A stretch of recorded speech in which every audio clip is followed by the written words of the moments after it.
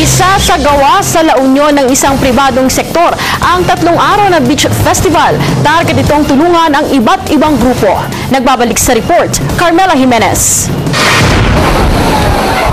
San Juan, La Union ang tinaguri ang surfing capital of the North.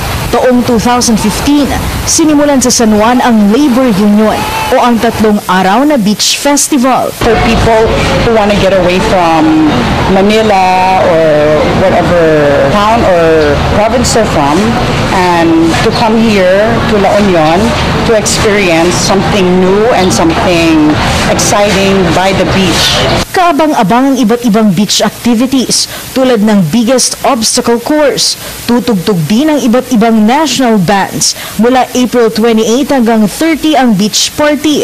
Layo nitong iangat ang turismo ng bayan at matulungan ang iba't ibang advokasya tulad ng pagsalba sa mga pawikan.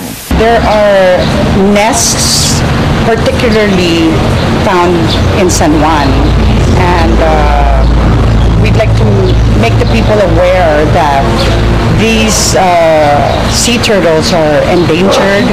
Isa rin sa mga tutulungan ng beach festival ang pangkat etniko na Kankanaey. It's nice to have that our organization will give back to the community, and the Kankanaey tribe, we would like to give them something for livelihood. Bahagi na rin ng lumalagong turismo ng bayan ang mga surfer, kaya nais din silang tulungan ng pribadong sektor. Ibibili ng gamit naman nagtuturo ng surfing ang pondong malilikom sa konsyerto.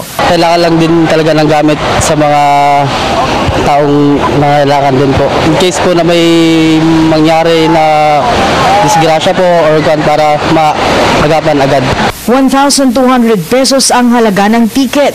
Kung nais bumili ng ticket, i-message lang ang Facebook page na ito na makikita sa inyong screen. Carmela Jimenez, ABS-CBN News.